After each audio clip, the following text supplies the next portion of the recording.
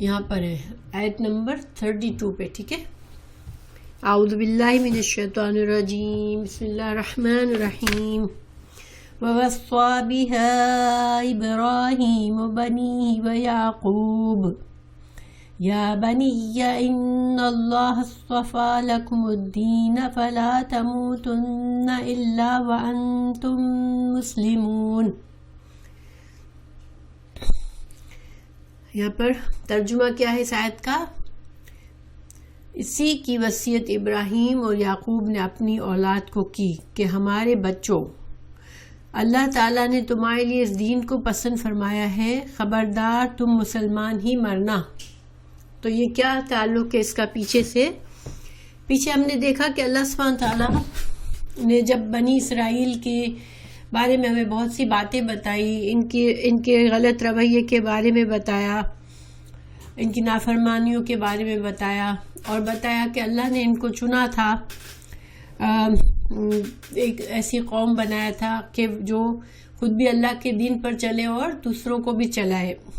اور یہ بنی اسرائیل کو اللہ نے ایک مثال کے طور پر پیش کیا مسلمانوں کے لیے، کہ جب اللہ نے بتا دیا کہ حضرت آدم علیہ السلام کے وقت سے اللہ تعالیٰ نے بہت سے انبیاء بھیجے ہیں، وعلیکم السلام ورحمۃ اللہ وبرکاتہ، اور تمام انبیاء جب آئے تو انبیاء کے پیروکاروں کو، اس قوم کو انبیاء کی بات کو ماننا ہے اور اس کی مدد کرنا ہے، اور اللہ کے دین کو قبول کرے گا اس کو آخرت میں کوئی غم اور خوف نہیں ہوگا، اور جو انکار کرے گا، نافرمانی کرے گا، کفر کرے گا، تو پھر اس کو اس کی سزا ملے گی.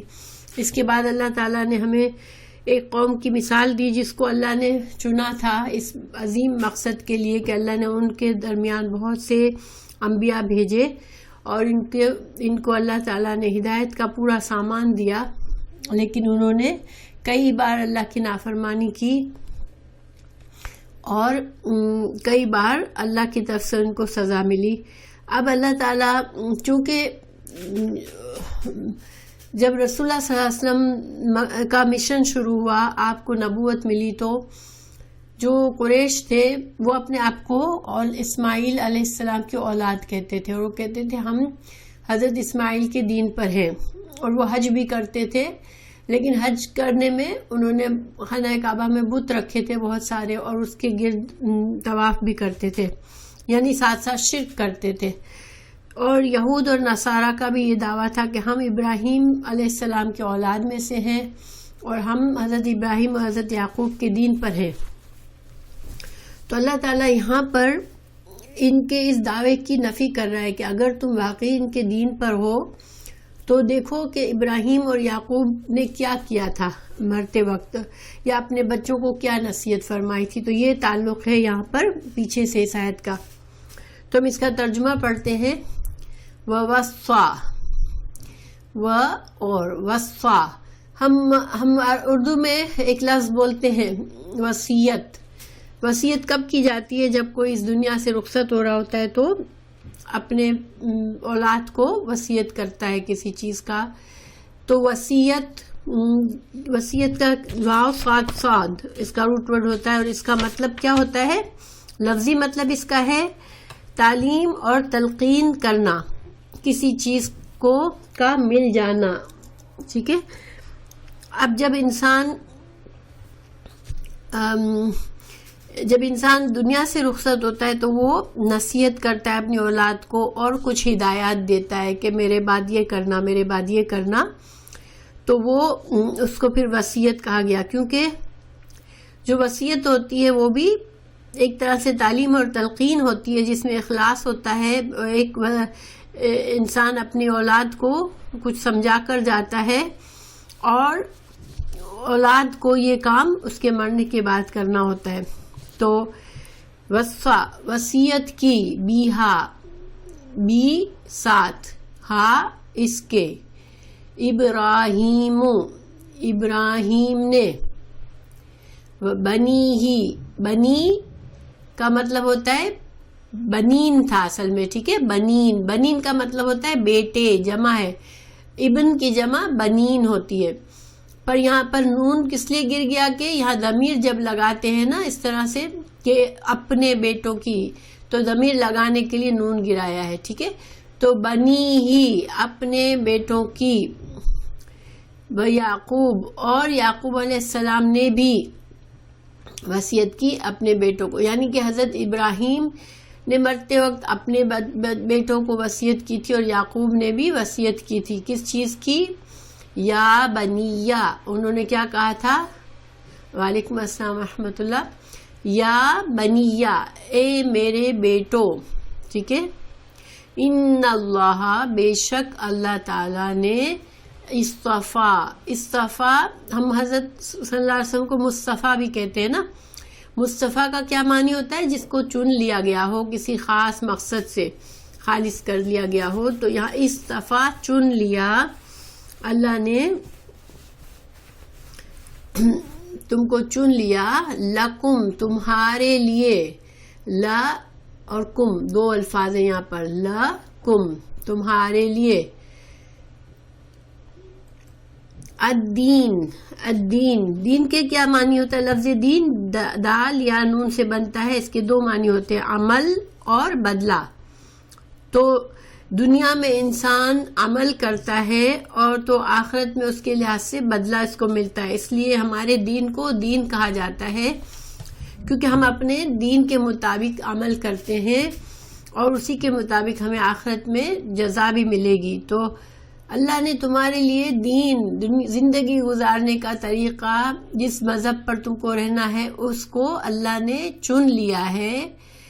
فلا تموتن، فلا، پس، لا تو نہیں، تموتن موت سے ہے، اور تا کا مطلب یہاں تم ہے، تم کو موت آئے. اور یہ نون پر جب آخر میں تشدید ہوتی ہے تو وہ تاکید کے لیے ہوتی ہے.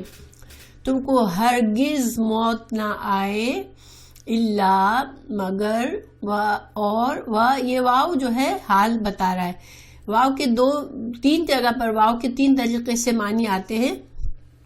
ایک واو کا مطلب ہوتا ہے اور، ایک واو کا مطلب ہوتا ہے کہ اس حال میں کہ، یعنی حالیہ ہوتا ہے، حال بتا رہا ہوتا ہے کہ تمہارا حال ایسا ہو.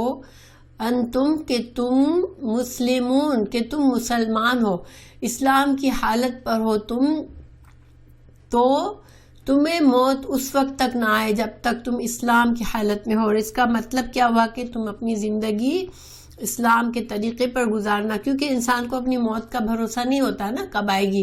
تو جب ہمیں یقین رکھنا ہے کہ ہمیں مسلمان بن کے مرنا ہے تو نیچرلی ہمیں کیا کرنا پڑے گا کہ ساری زندگی مسلمان بن کے رہنا پڑے گا. تو یہاں پر حضرت ابراہیم، حضرت یعقوب علیہ السلام نے کیا فرمایا کہ اللہ تعالیٰ نے تمہارے لیے اسلام کو چن لیا ہے as a then, as a طریقہ، زندگی گزارنے کا طریقہ، تمہارا مذہب کے طور پر، تمہارے طریقے کے طور پر. تو تم جو ہے، تم اس حالت میں مرنا کہ تم مسلمان ہو، اس کے بغیر تمہیں مسلمان کے علاوہ کسی اور حالت میں مت مرنا. گویا کہ انہوں نے ان کو تاکید کی اپنی اولاد کو کہ ساری زندگی اسلام پر گزارنا. اب یہاں اہم بات یہ ہے سوچنے کی کہ ابراہیم علیہ السلام اور یعقوب علیہ السلام تو رسول اللہ صلی اللہ علیہ وسلم سے بہت پہلے تھے. تو اسلام ہم کہتے ہیں کہ رسول اللہ صلی اللہ علیہ وسلم اسلام لائے، تو انہوں نے، حضرت ابراہیم اور یعقوب نے بھی اصل میں اسلام ہی کے طریقے پر تھے اور اپنی اولاد کو اسلام ہی کی تاکید کی تھی. اللہ تعالیٰ نے دوسری جگہ قرآن میں بھی فرمایا ہے، آل عمران 19 میں، ان الدین عند اللہ الاسلام، اللہ کے نزدیک اصل دین کیا ہے؟ اسلام ہی ہے. تو گویا ہمیں اس آیت سے یہ دلیل ملتی ہے کہ اللہ نے جو دین پسند کیا بندوں کے لیے وہ شروع سے ایک ہی دین ہے، اور وہ ہے توحید. اس میں ہر دین میں اللہ کے وحدانیت کا اور اللہ کی ہی، صرف اللہ کی فرما برداری کا ہی حکم دیا ہے. انبیاء البتہ ضرور اپنے احکامات انبیاء کو بتائے گئے اپنی قوم کے لیے، چونکہ حالات کے تحت اللہ تعالیٰ نے جس قوم کے لیے جس وقت جو کام مناسب سمجھا وہ حکم دیا. لیکن توحید کا طریقہ وہ سب تمام انبیاء نے یہی بتایا. اور اسلام کا مطلب بھی یہ ہے, سین لام میم کا مطلب ہوتا ہے اپنے فرما بردار بن جانا, اللہ کے لیے سپرد کر دینا اپنے آپ کو. تو مطلب یہ کہ اللہ کا جو دین ہے, جو اللہ کی فرما برداری کا دین ہے, ایک اللہ کے لیے ان کے فرما بردار ہو جانا, وہی دین جو ہے وہ اللہ نے شروع سے تمام انبیاء کو دیا. اور اسی کی انبیاء نے اپنی اولاد کو تاکید کی. تو گویا یہاں پر یہود اور نصارہ کے اس بات کو جٹلایا جا رہا ہے, اور قریش کو بھی, کہ اللہ تم سب سمجھتے ہو کہ تم دین ابراہیم پر ہو, مگر دین ابراہیم تو اسلام تھا, اللہ کی فرما برداری کا دین تھا. وہی دین جس کو اللہ نے, اللہ کے نزدیک اصل دین ہی وہی ہے, اسلام ہے. تو اسی کی انہوں نے اپنے انبیاء نے اپنی بچوں کو بھی تاکید کی تھی. تو گویا مطلب کیا ہوا کہ اللہ تعالیٰ نے یہ جھگڑا پیدا نہیں کیا مذہب کا, جو آج دنیا میں 3 بڑے مذاہب ہیں, یہودیت اور نصرانیت اور اسلام. اللہ تعالیٰ کے پیدا کیے ہوئے نہیں ہیں یہ ڈفرینسز. اللہ تعالیٰ نے نہیں کہا تھا کہ تم یہودی بن جانا, تم عیسائی بن جانا. اللہ نے سب کو اسلام ہی کا حکم دیا تھا. تو یہ مطلب ہے اس آیت کا, کہ چونکہ یہودی اور نصارہ جب اسلام آیا تو ان کا یہ دعویٰ تھا کہ ہم تو اپنے باپ دادا کے دین پر ہیں. تو ان کو بتایا گیا کہ تمہارے باپ دادا کا دین جو تھا وہ اسلامی تھا. پھر اللہ تعالیٰ آگے ابھی یہی مضمون چل رہا ہے, یا کنتم تھے تم شہداء شین ہادا شاہد کس کو کہتے ہیں؟ جو حاضر ہوتا ہے, جو گواہ ہوتا ہے, کوئی وقت کسی کام کے وقت میں موجود ہوتا ہے. تو شاہد, کیا تم موجود تھے؟ کیا تم گواہی دیتے ہو؟ اور گواہی کون دیتا ہے؟ جو کہ جس نے ایک چیز کو دیکھا ہوتا ہے اسی کو پیش کر دیتا ہے, جو سامنے سب کے سامنے, کہ ہاں یہ چیز صحیح ہے, یہ میں نے دیکھی ہے. تو اللہ تعالیٰ فرما رہے ہیں, ان سے پوچھ رہے ہیں کہ کیا تم موجود تھے جب حاضر ہوئی یعقوب کو موت, یعنی کہ یعقوب علیہ السلام کی موت کے وقت کیا تم حاضر تھے؟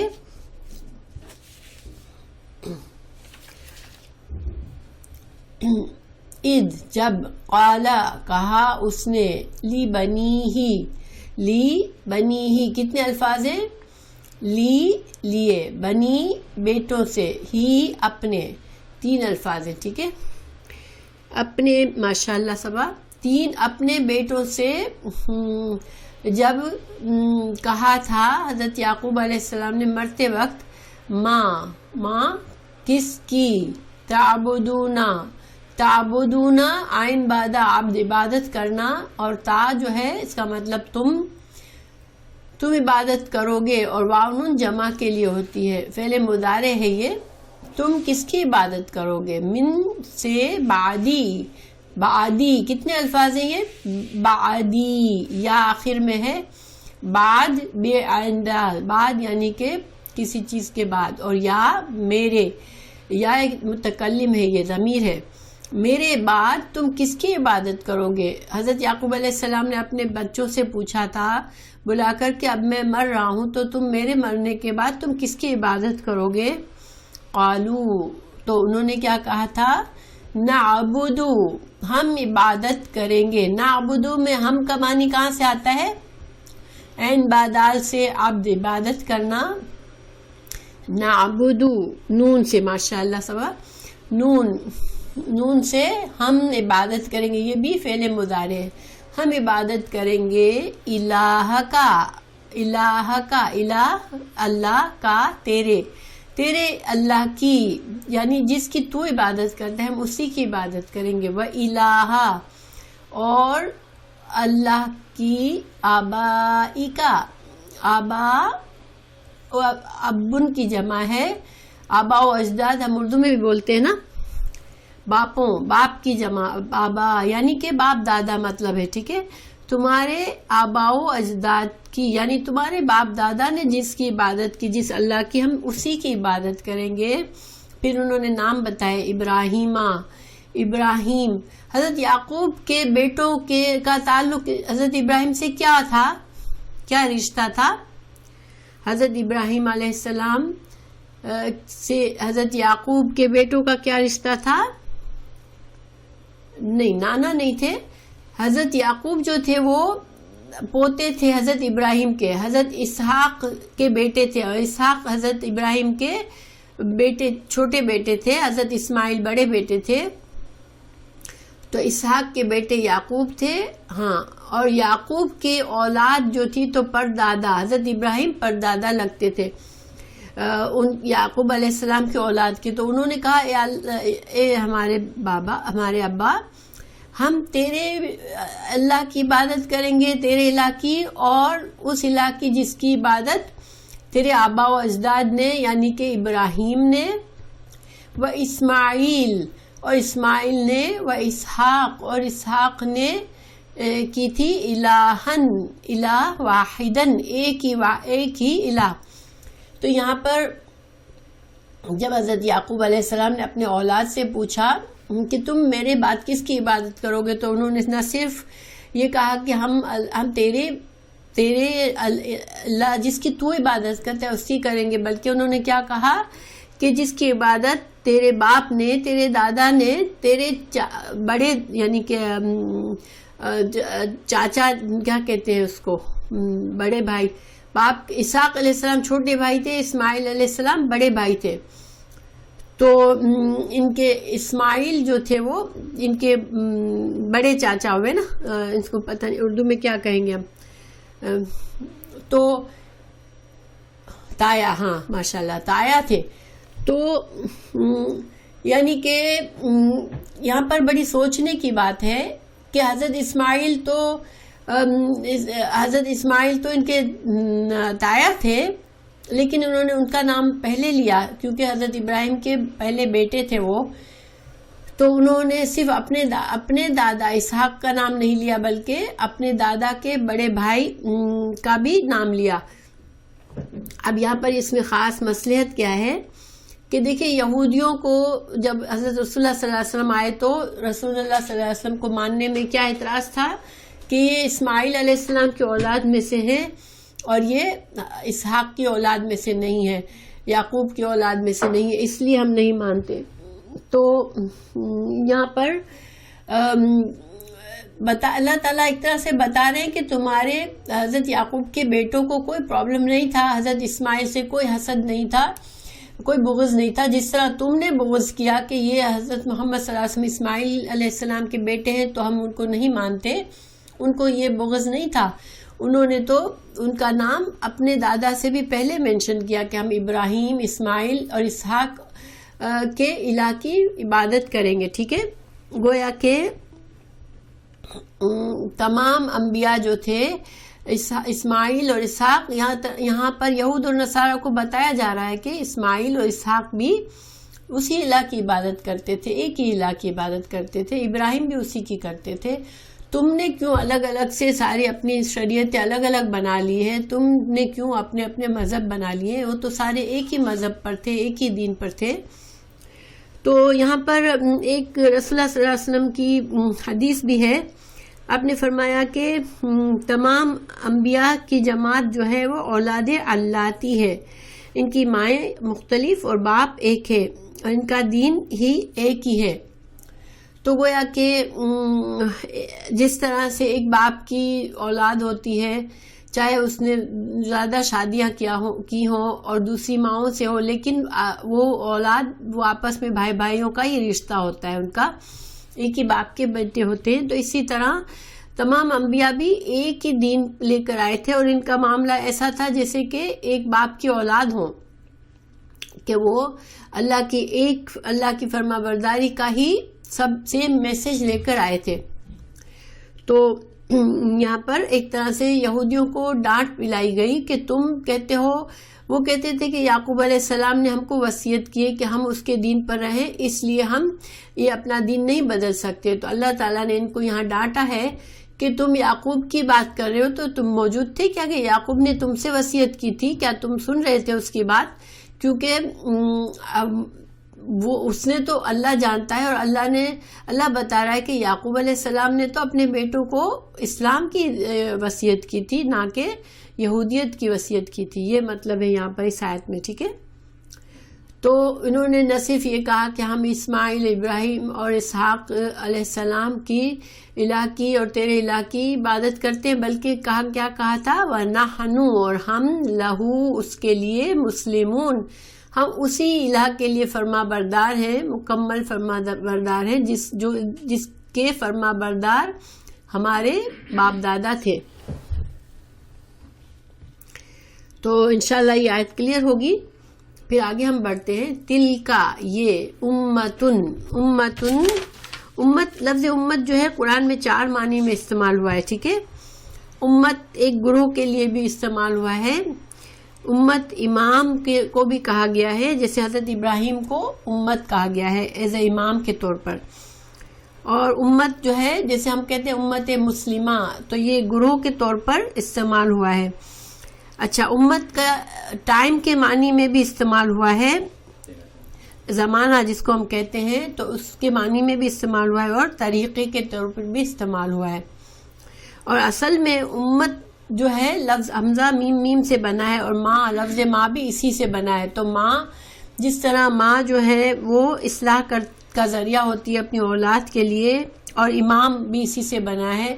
تو امام بھی اپنی پیروکاروں کی اصلاح کرتا ہے. تو جب امت کسی ایک مذہب پر چلنے والے لوگ ہوتے ہیں، ایک شریعت پر چلنے والے، ان کو امت کہتے ہیں، کیونکہ وہ بھی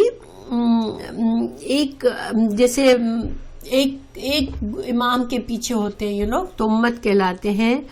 اور ایک طریقے کے معنی میں بھی ہے اور وقت کے معنی میں بھی ہے.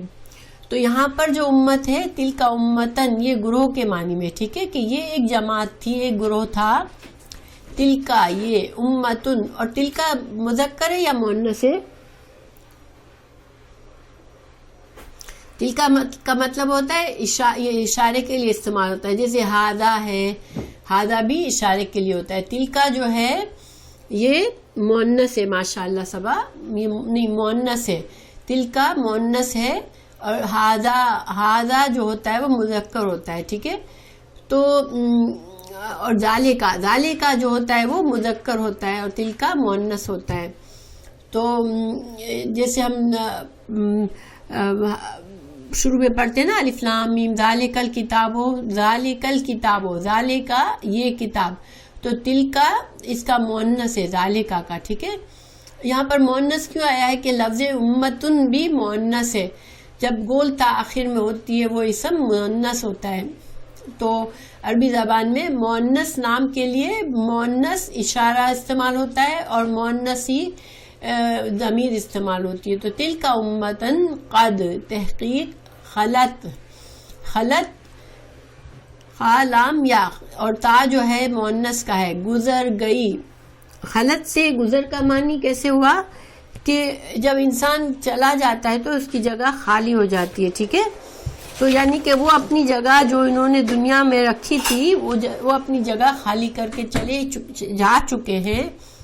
تلک امتن قد خلط، جو تمہارے باپ دادا ہے جو تھے، یہ سارے جن کے حوالے دیتے ہو، جن پر تم فخر کرتے ہو کہ ہم تو فلاں کی اولاد ہیں، ہم تو فلاں کی اولاد ہیں، تو اب یہ امت تو گزر گئی ہے. ٹھیک ہے، لہا لیے، اس کے، ماں جو، کسبت جو انہوں نے کمائی کی. کسب کا مطلب ہوتا ہے انسان کی، جب انسان اپنے جو روزی کماتا ہے اس کو کسب کہتے ہیں، یا کوئی بھی عمل کرتا ہے جس کا بدلہ ملنے والا ہوتا ہے، جو عمل کر کے کوئی اجرت کمائی جاتی ہے، ان کو سب کو کسب. ہمارے جو ہم اعمال کرتے ہیں نیک برے یا اچھے، وہ ہماری کمائی کہلاتے. کیوں؟ اس لیے کہ اس کا اجر ملے گا ہمیں، یا سزا یا جزا ملے گی. تو اللہ تعالیٰ فرما رہے ہیں کہ انہوں نے جو کمائی کی، جو محنت کی، جو اعمال کیے، تو وہ ان کے لیے تھے، اس کا اجر و ثواب ان کے لیے ہے، یا اگر انہوں نے کچھ غلط کیا تو سزا ان کے لیے ہے. وَلَكُمْ اور تمہارے لیے ماں جو کسبتم جو تم کمائی کرتے ہو اس کا اجر تم کو ملے گا. گویا یہاں پر کیا اللہ تعالیٰ فرما رہے ہیں کہ تم جو لوگ اپنے نسب پر بڑے فخر کرتے ہیں کہ ہم تو فلاں کی اولاد ہیں فلاں کی اولاد ہیں، تو اللہ تعالیٰ فرما رہے ہیں کہ باپ دادا پر فخر کرنے کا کچھ فائدہ نہیں ہے. کیوں؟ کیونکہ اللہ تعالیٰ تمہارے نسب کو نہیں دیکھے گا. جب تم کو آخر میں قیامت کے دن تمہارا حساب کتاب ہوگا تو اللہ تعالیٰ اعمال کے اس پر نظر رکھے گا. اللہ تعالیٰ یہ نہیں دیکھا کہ او اچھا یہ فلاں کا بیٹا ہے چلو اس کو جانے دو. نہیں، اللہ تعالیٰ کے نزدیک اللہ کے بندے سب برابر ہیں اور ہر انسان کو اس کی کمائی کا بدلہ ملے گا. اور یہاں پر یہودی سے بات کی جا رہی ہے اور عیسائیوں سے، کیونکہ ان کو یہ بڑا زوم تھا کہ ہم تو انبیاء کی اولاد میں سے ہیں، ہم تو اللہ کے چنے ہوئے بندے ہیں. انہوں نے کہا کہ ہم تو اللہ کے پیارے ہیں، تو اس کا مطلب ہے کہ ہم کو کوئی آخرت کی فکر نہیں ہے، ہمیں کوئی ایسی سزا وزا نہیں ملے گی. اگر بہت ملی تو بھی کچھ دن کے لیے جہنم میں جائیں گے، پھر اللہ تعالیٰ ہمیں جنت میں ڈال دے گا. تو اللہ تعالیٰ نے فرمایا کہ یہ امت، یہ گروہ تمہارے باپ دادا جس کے پر تم فخر کرتے ہو وہ اب گزر چکا ہے اور انہوں نے اپنی کمائی کر لی اور ان کی کمائی کا اجر ان کو ملے گا اور تم جو کر کے آؤ گے اس کی کمائی کا اجر تمہیں ملے گا. ولا اور نہ تسألون تم سوال کیے جاؤ گے، سألا سوال کرنا، نہ تم سے پوچھا نہیں جائے گا. اما ان اور ما دو الفاظ ہیں یہاں پر، اس کے بارے میں نہیں پوچھا جائے گا. کانو تھے وہ یعملون یہ جو تمہارے باپ دادا عمل کر رہے تھے، جو انہوں نے عمل کیا اس کے بارے میں تمہیں بالکل سوال نہیں کیا جائے گا کہ انہوں نے یہ غلط کیوں کیا یا انہوں نے صحیح کیوں کیا. تم سے قیامت کے دن کیا پوچھا جائے گا کہ تم کیا کر کے آئے ہو. ٹھیک ہے، وعلیکم السلام ورحمۃ اللہ. ملیہ کوئی بات نہیں. تو گویا کہ یہاں پر اللہ تعالی ہمیں اور تمام دیکھیں یہود و نصارہ کی اصلاح کی گئی یہاں پر کہ بتایا گیا کہ تم اس گمان میں ہو کہ ہم انبیاء کے بیٹے ہمیں کچھ نہیں ہوگا. اور انسان جب اس طرح سوچتا ہے تو اس کی بڑی جرت بڑھ جاتی ہے، وہ پھر گناہ کرتے ہوئے گھبراتا نہیں ہے، سوچتا ہے کہ میرے باپ دادا تو نیک تھے. یا اسی طرح دیکھیں آج مسلمانوں میں بہت سے لوگ جس امام کو جس پیر کو مانتے ہیں ان کو بھروسہ ہوتا ہے کہ یہ ہمیں بچا لیں گے، یہ ہماری سفارش کر لیں گے. مگر یا پھر اولاد پر کہ ہم تو بھائی سید ہیں، ہم تو فلاں ہیں تو ہم کو جنت ملے گی. نہیں، ایسا اللہ تعالیٰ نے صاف انکار کر دیا کہ نہیں، جو انسان جو کما کر آئے گا بس اس کو اس کا بدلہ ملے گا. تمہارے بڑے نسب سے اللہ تعالیٰ کوئی تمہیں جنت نہیں دے گا. تو اور یہ کیوں خاص طور سے کہا گیا؟ کیونکہ ان کی جو سب سے بڑی وجہ تھی لاپرواہی کی اور گناہ کی، اور ان کو جو بڑی جرت سے وہ انکار کرتے تھے اللہ کے نبی کا، تو ان کو اصل میں اپنی نسب کا گھمنڈ تھا بہت زیادہ کہ ہمارے اندر اللہ نے اتنے انبیاء بھیجے، ہم تو اولاد ہیں انبیاء کی اور ہمیں تو کچھ بھی نہیں ہونا.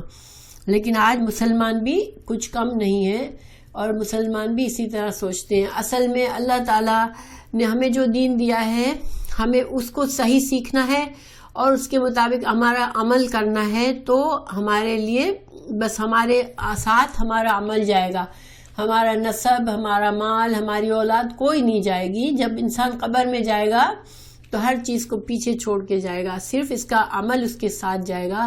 اور قبر میں بھی اس کے نیک اعمال اس کی حفاظت کریں گے، اور آخرت میں بھی جب پلصرات پر بھی انسان چلے گا تو اس کے اعمال ہی کی روشنی اس کو دی جائے گی، جس کے ذریعے وہ کامیابی سے پلصرات کو پار کرے گا. پھر اللہ تعالیٰ فرما رہے ہیں قالو اور انہوں نے کہا کونو ہو جاؤ ہدن یہودی او یا نصارا تہتدو ہدایت سے ہے، تہتدو تم ہدایت پا جاؤ گے. تو یہود اور نصارہ مسلمانوں کو کیا کہتے تھے کہ تم اس مذہب کو چھوڑو، کنو ہو جاؤ ہدن یہودی یا نصارہ بن جاؤ تو تم کامیاب ہو جاؤ گے، تم کو ہدایت مل جائے گی۔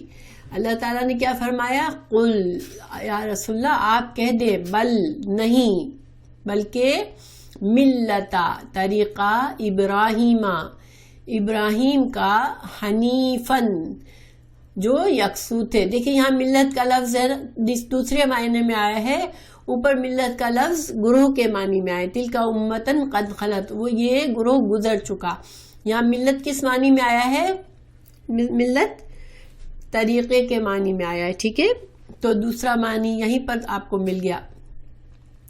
یہ قل بل نہیں، بلکہ طریقہ ابراہیم حنیفن، جو کہ حنیف تھے، یکسو تھے۔ حنیف کیا ہوتا ہے؟ حنیف وہ ہوتا ہے جو غلط راستے سے ہٹ کر سیدھے راستے پر آ جائے، تمام طریقوں کو چھوڑ کر، تمام دین کے تمام طریقوں سے ہٹ کر دین حق کی طرف جو آ جاتا ہے وہ حنیف ہوتا ہے۔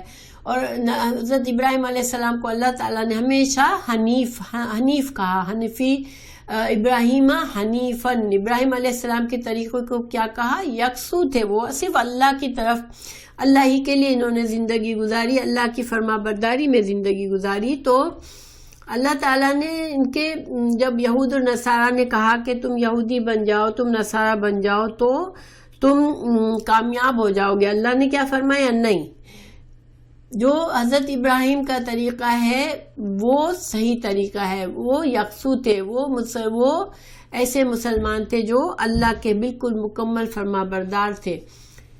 تو وما کانا، اور نہیں تھا، من المشرکین، وہ مشرک نہیں تھے، حضرت ابراہیم علیہ السلام مشرک نہیں تھے، مشرکوں میں سے نہیں تھے۔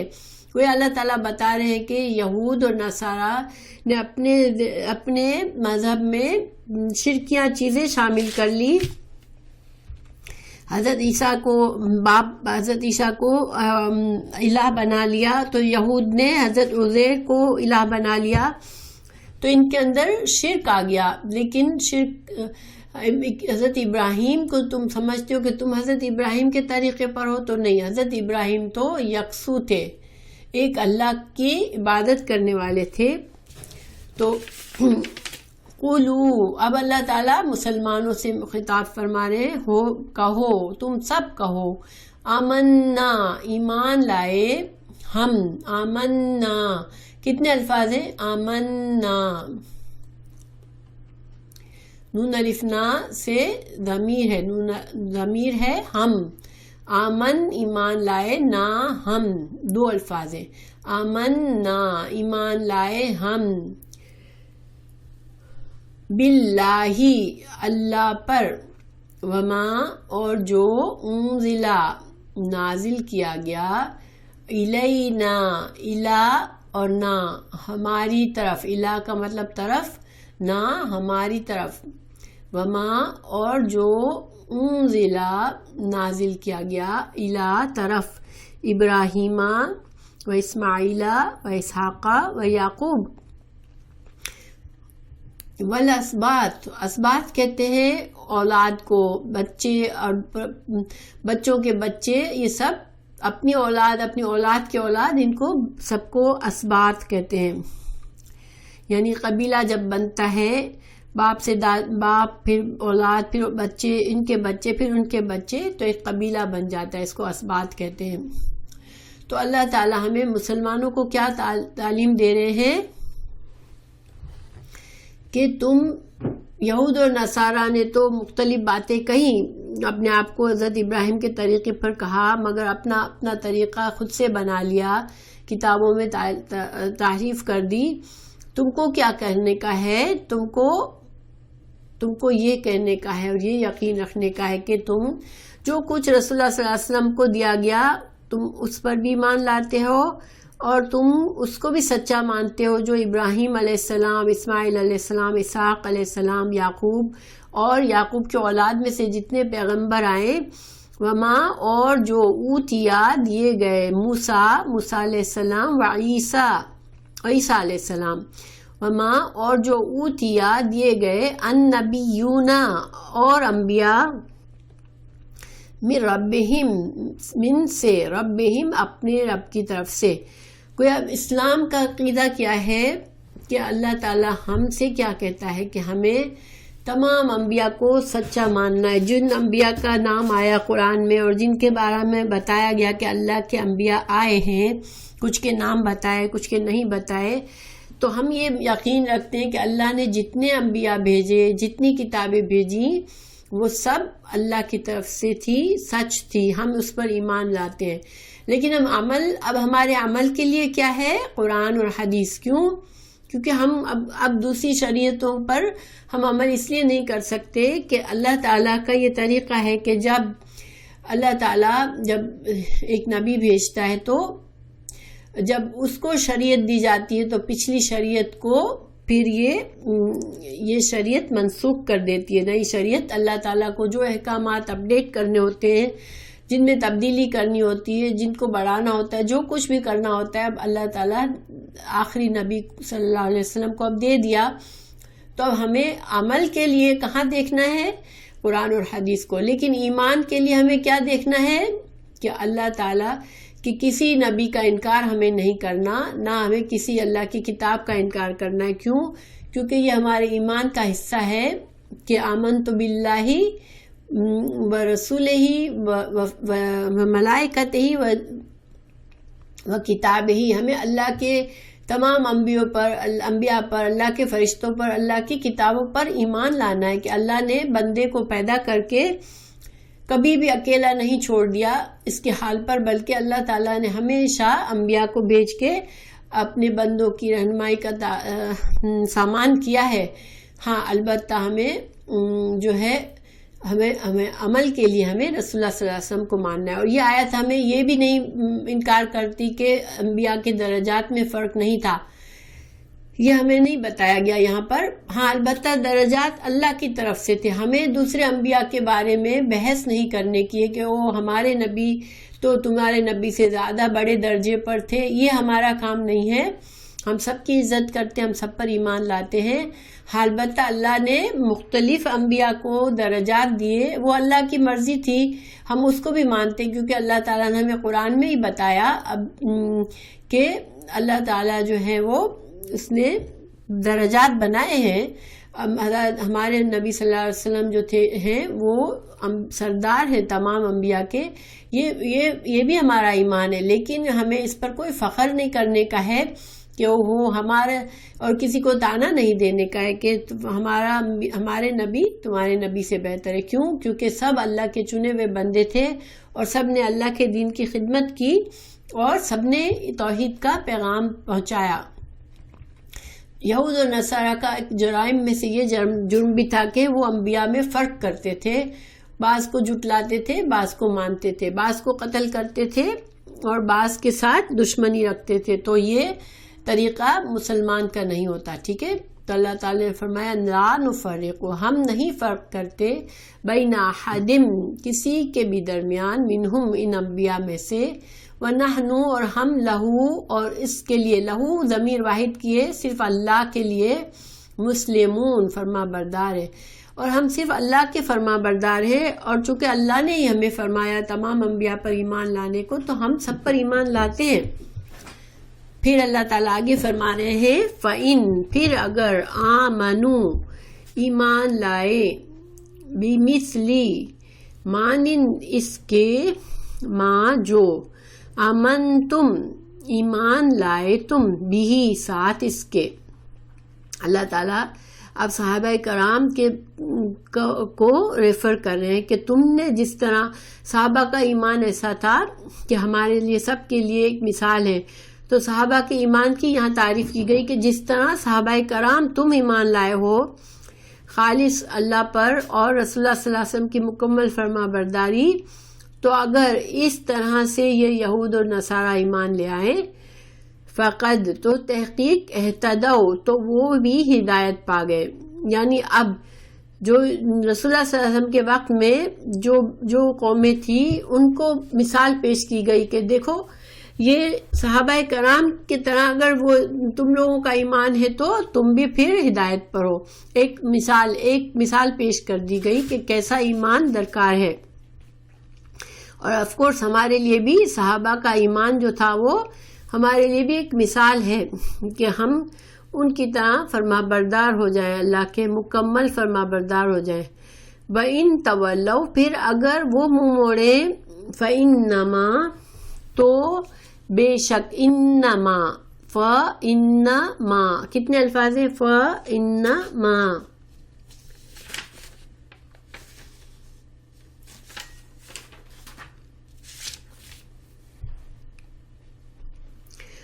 تو 3 الفاظ ہیں ماشاءاللہ، 3 ہے. فا پس، انا بے شک، ما، انما اصل میں 2 الفاظ ہیں مگر ان کو ایک کی طرح استعمال کیا جاتا ہے. ٹھیک ہے، جب ان کو جوڑ کے کیا جاتا ہے تو یہ فرق کیا ہوتا ہے انا میں اور انما میں، کہ انا کا مطلب ہوتا ہے بے شک، انما کا مطلب ہوتا ہے بے شک صرف یہی بات ہے. ٹھیک ہے، یعنی کسی ایک بات کو خاص حصر پیدا کرنا ہوتا ہے کہ کوئی اور بات نہیں ہے، بس صرف یہی بات ہے، تو انما لایا جاتا ہے. تو بے شک کوئی اور بات نہیں بلکہ بے شک یہ بات ہے کہ ہم وہ فی میں شقاق، شین قاف قاف، شق کا مطلب ہوتا ہے پھاڑنا، کسی چیز کے 2 ٹکڑے کر دینا.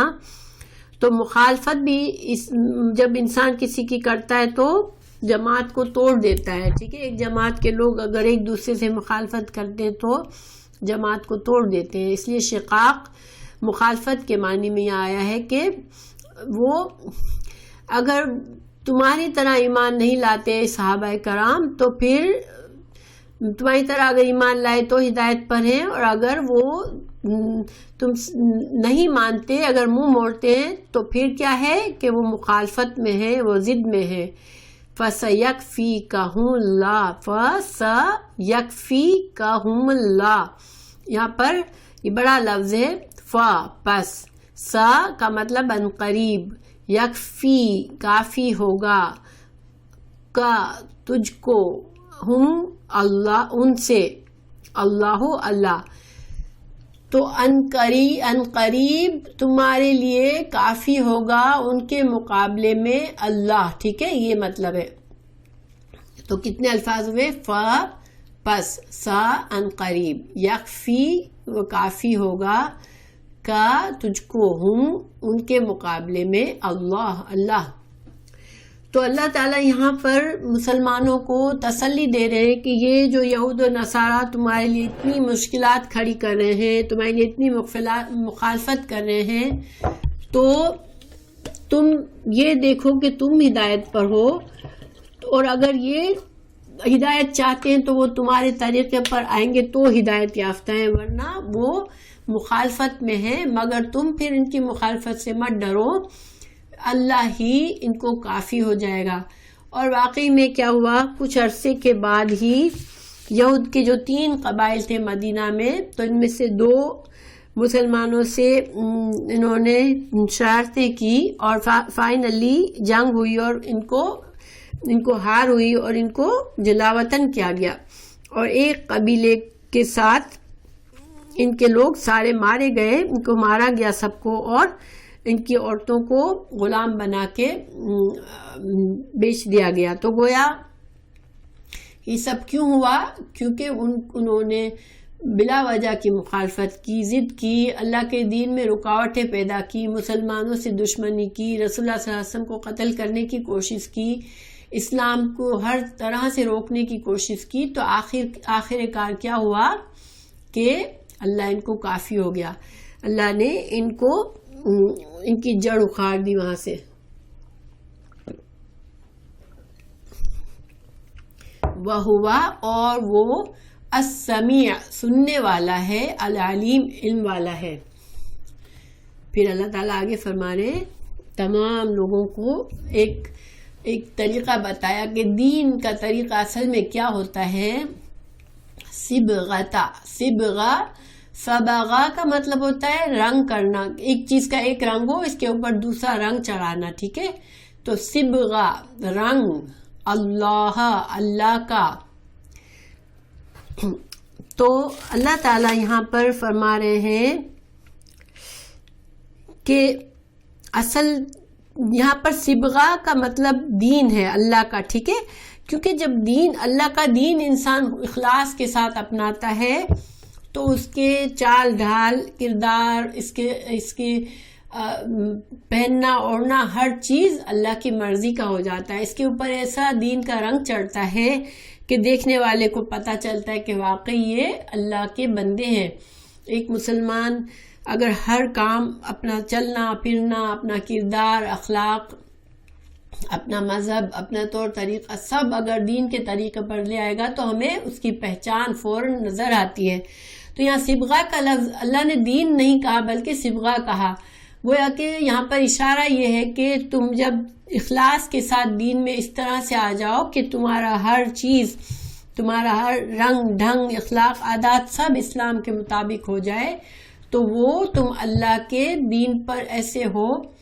اور پھر ومن، اور کون، احسن، زیادہ اچھا ہے، من اللہ، اللہ کے مقابلے میں، اللہ سے بڑھ کر، صبغہ، رنگ میں، یعنی کہ اللہ کے دین کا رنگ تمہارے اوپر چڑھ جائے، تم اللہ کے دین میں مکمل طور پر آ جاؤ. اس سے بہتر کون سا دین ہے؟ یعنی مطلب کوئی بھی دین نہیں ہے اس سے بہتر، کوئی بھی طریقہ نہیں ہے اس سے بہتر.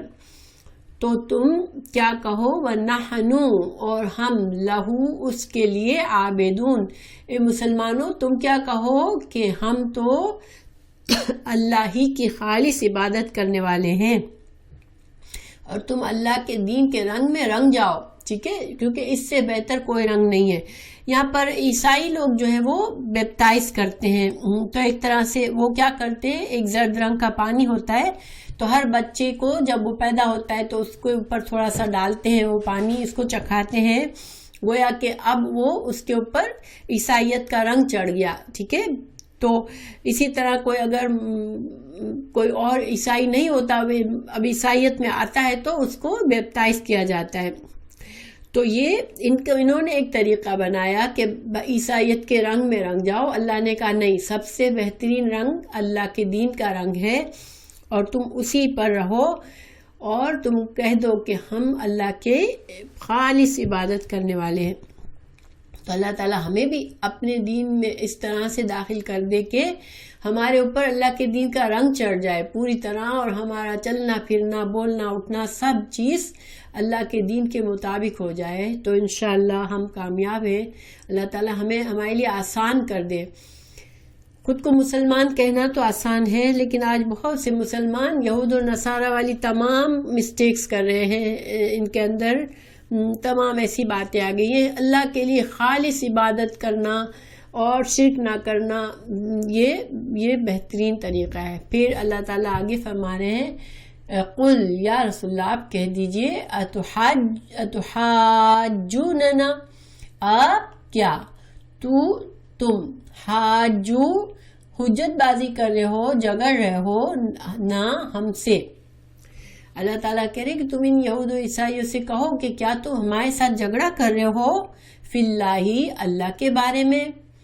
وہوا، حالانکہ وہ، واو یہاں پر حالانکہ کے معنی، حال یا حال ہے، ٹھیک ہے، یہ واو اور کے معنی میں نہیں بلکہ حالیہ ہے.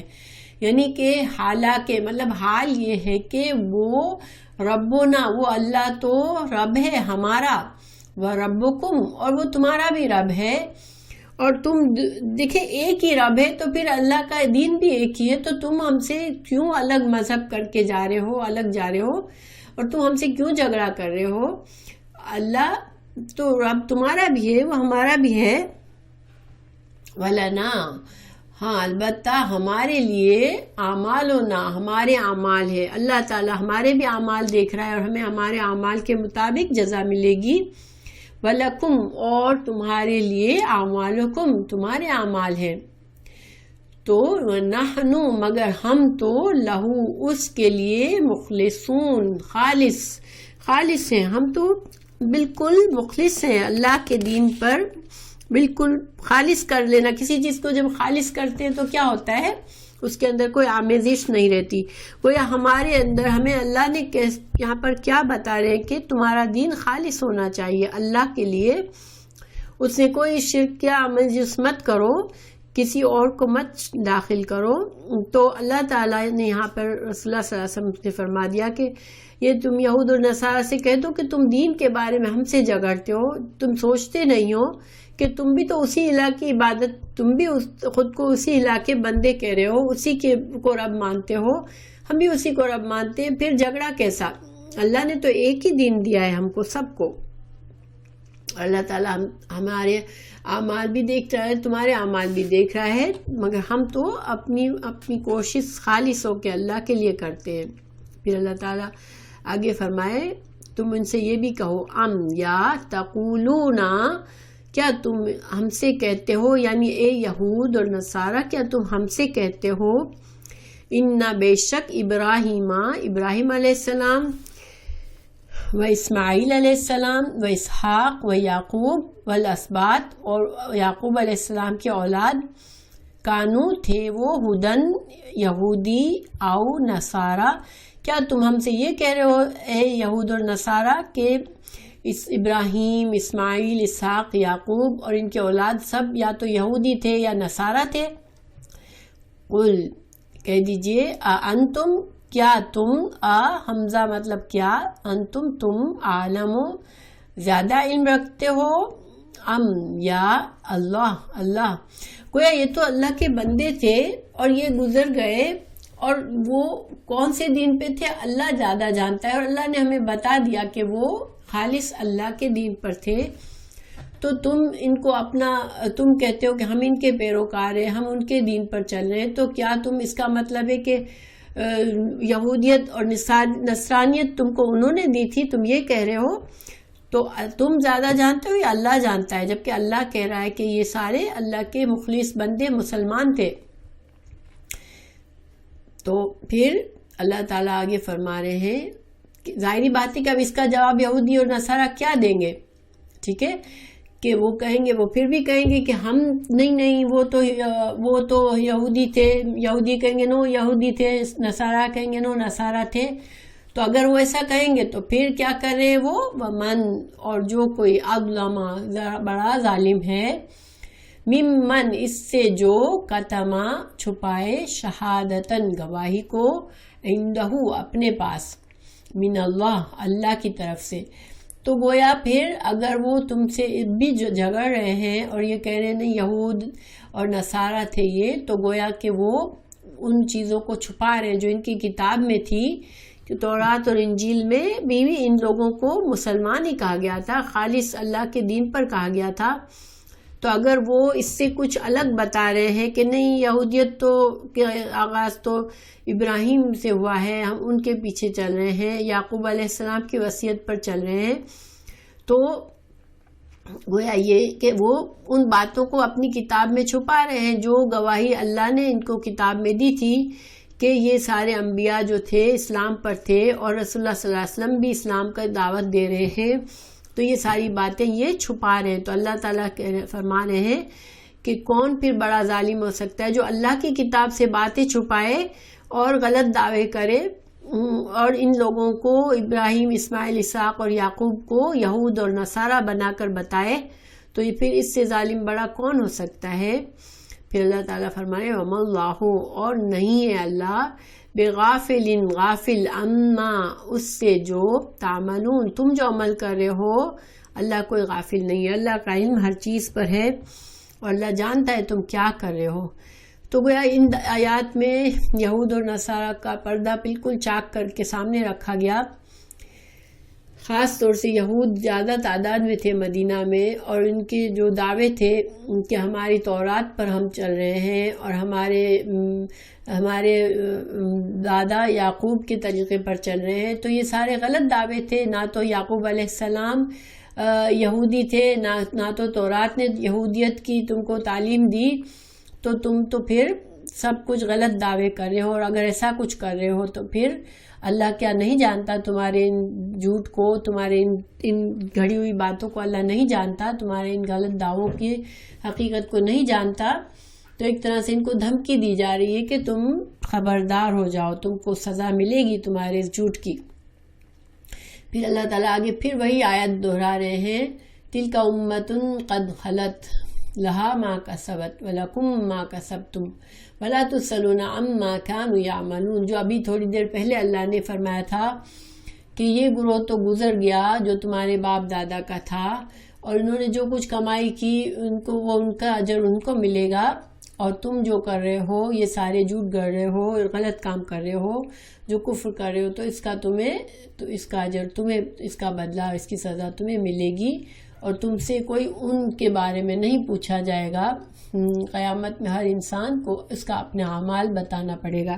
تو گویا ایک بار پھر ان پر واضح کر دیا کہ تم نسب پر فخر کر کے اتنے بڑے، اتنا زیادہ تم اپنے زوم میں نہ آ جاؤ، اتنا زیادہ اوور کانفیڈنس نہ کر لو کہ تم اللہ کو ناراض کرنے کے کام کر رہے ہو، تو تمہیں پھر جواب دینا پڑے گا۔ اور یہ اللہ تعالیٰ نے یہ بات دوسری جگہ بھی فرمائی ہے، سورہ فاطر 18 میں اللہ نے فرمایا وَلَا تَزِرُ وَازِرَةٌ وِزْرَ أُخْرَىٰ، کوئی وزن اٹھانے والا کسی کا بوجھ نہیں اٹھائے گا، یا کہ ہر انسان اپنے عمل کا بوجھ اٹھائے گا آخرت والے دن۔ اور پھر دوسری جگہ سورہ نجم میں فرمایا وَأَن لَيْسَ لِلْإِنسَانِ إِلَّا مَا سَعَىٰ، کہ آخرت میں انسان کے لیے بس وہی حاضر ہوگا جو اس نے جس چیز کی بھاگ دوڑ کی ہوگی، جو اس نے کمایا ہوگا دنیا میں، ساری کوششیں جس چیز پر گزاری ہوگی وہی اس کو حاصل ہوگا۔ تو تمام باتوں کا خلاصہ ہمارے لیے کیا ہے؟ ہم امت مسلمہ کو دیکھیں، اب ہماری امت جو ہے وہ ہمیں ایک نمونہ بننے کا ہے، کیونکہ ہمیں نہ صرف آخری امت کو چنا ہے اللہ نے اس لیے کہ ہم اللہ کے دین پر چلے، بلکہ اس لیے کہ تمام انسانوں تک اس دین کا پیغام پہنچائے۔ تو اگر جب تک ہم خالص دین نہیں پہچانیں گے، قرآن اور حدیث کا علم سیکھ کر ہم اصل صحیح دین کو نہیں پہنچیں گے، جب تک ہم کسی بھی ہمیں جو کچھ بتا دیا گیا، سینہ در سینہ ہمیں جو بھی علم دے دیا گیا، پتہ نہیں صحیح علم ہے، صحیح غلط علم ہے، جو کچھ بھی ہم اس پر چپ چاپ چلتے رہیں گے، تو تمام دنیا تو ہمیں ہمارے اعمال سے پہچانے گی۔ دیکھیں دنیا والے، دوسرے مذہب والے قرآن کو تھوڑی پڑھتے ہیں بیٹھ کر، حدیث کو تھوڑی پڑھتے ہیں کہ وہ سمجھے کہ اللہ کا دین کتنا پیارا ہے، وہ اللہ کا خالص دین کیسا ہے۔ وہ تو ہم مسلمانوں کو دیکھتے ہیں اور پھر وہ سمجھتے ہیں کہ اسلام میں بھی تو اتنی خرابیاں ہیں، اتنی برائیاں ہیں، تو گویا کوئی بھی مذہب اپنا لو تو اس اوکے، سارے مذہب برابر ہیں، مگر اللہ کا مذہب، اللہ کا دین سب سے بہتر ہے اور برتر ہے، اور وہی اصل دین ہے۔ مگر یہ دوسرے لوگوں کو کون بتائے گا؟ اگر امت مسلمہ جھگڑوں میں پڑی رہے گی، اپنے اپنے اماموں کے پیچھے لڑتی جھگڑتی رہے گی، ایک ایک فرقہ الگ بنا کے بیٹھے گی، تو دوسرے لوگوں کو صحیح دین کب پتہ چلے گا کہ اللہ کا دین کیا ہے؟ اور یہی دین اللہ نے شروع سے انسانوں کے لیے چوز کیا ہے، یہ کون بتائے گا لوگوں کو؟ تو امت مسلمہ پر بڑی ذمہ داری ہے۔ اللہ تعالی ہمیں توفیق دے اور ہمیں علم دے کہ ہم صحیح دین کو سیکھیں، اپنی اولادوں کو سکھائیں، اور جتنے لوگوں کو آگے تک پہنچا سکتے ہیں پہنچائیں، تاکہ دنیا کو صحیح اللہ کے دین کا پتہ چلے، اور ہمارے ذریعے ہمیں جو ذمہ داری دی گئی ہے اس دین کو آگے بڑھانے کی، ہم اس کو کسی نہ کسی حد تک اپنی کوشش کے مطابق، اپنی صلاحیت کے مطابق اس کو پورا کریں انشاءاللہ۔ تو اللہ تعالی ہم سب کی حفاظت کرے اور ہمیں صحیح دین کی سمجھ بھی دے، اس پر عمل کرنے والا بنائے، آمین۔ تو انشاءاللہ ہماری کلاس مکمل ہوئی، جزاک اللہ خیر، اور ماشاءاللہ شمائلہ عمرہ مبارک ہو، اللہ تعالیٰ تمہاری ساری دعائیں قبول فرما لے، اور اللہ تعالیٰ تمہاری جائز خواہشات کو پوری کرے، اور تم نے جو ہمارے لیے بھی دعائیں کی ہو اللہ تعالیٰ ان کو بھی قبول کرے، اور تمہارے عمرہ کو قبول کرے، آمین، تمہارے اور تمہارے شوہر کے لیے۔ تو انشاءاللہ پھر